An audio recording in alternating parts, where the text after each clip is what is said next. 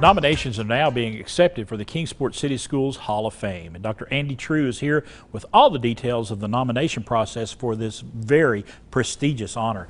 Good morning, Andy. How are you doing? Chris, always a pleasure to be with you. Good to be here. We've talked about this before, but you know, I mentioned it there. This is a very prestigious honor to be named to this Hall of Fame. Well, this is actually our 8th year. It's hard Right. to believe that we are starting nominations for our 8th class of our Hall of Fame, and it really is. It's meant to think back on the heritage of our school system. Right. We realize that we're fortunate enough in Kingsport to have great schools, but it's not because necessarily of what we've done. It's because of the long legacy and the heritage of the folks that came before us in our community. So this is really a way to look back and honor those educational greats, to recognize their contributions to the district and celebrate what they have done for the families of Kingsport. And you know the thing I love, you know, we always want to take care of those educators, those teachers, those people that teach our students and get them prepared for life. But I think the great thing about this Hall of Fame is you're also honoring other folks that are in the staff that is there as well. Sure. We feel strongly that everyone, we refer to everybody in our school system as educators. Right. Everyone plays a role, regardless of where you are in the organization. And so right from the start, we wanted the Hall of Fame to be about recognizing everyone. So,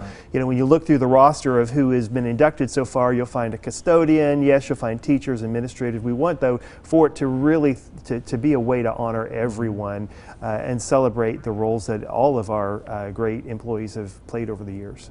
Now, I know some folks are sitting at home right now and say, I know someone who's vitally important to what I went through during school and everything, and I'd love to nominate him. How does that nomination process work? We've really tried to make it as easy as possible. You can go to our website at k12k.com, and there's a link right there in the middle of the page. You can actually make the nomination from the website right there. It does ask for some information. We've always said if you don't know a retirement year or a length of service, we'll fill in those blanks for you. And really just trying to spread word in the community. You know, we are up against our deadline. May 1st is our deadline for this year. Approaching. It is. And wanting folks to think about who were those key people in their past, maybe for themselves or their children, that they want to bring forward to recognize. And you want to hear those stories.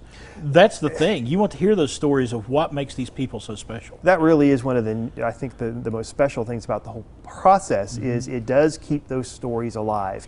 You know, as we go through the work of the summer, the committee to think through the candidates, the stories that are told there, the induction ceremony that we have, that we purposefully have in front of our current teachers, so they can be inspired and hear the stories and see the people. Really just keep that heritage and that history alive. Right. And there are a few requirements for nominating some. Sure. It's we've tried to keep that simple as well. Employed for 5 years and retired for 5 years.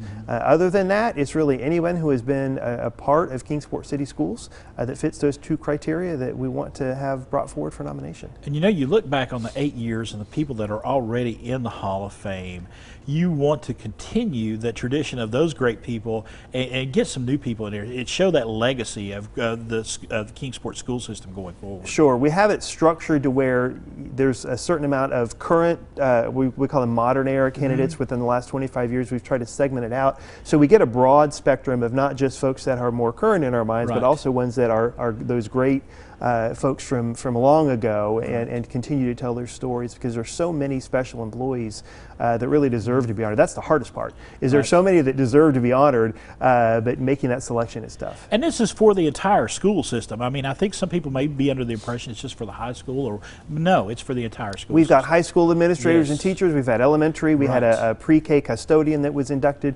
all across the board. But it's just a great way, I think, for us.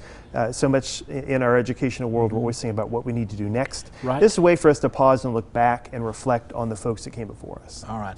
Andy, appreciate you stopping by, telling us the story of the Hall of Fame nominations. They're happening right now. Like you said, it is coming up quickly. They're accepted through May 1st. So if you have someone you want to nominate, that nomination form is right there at www.k12k.com. And the induction for those folks will be happening this July.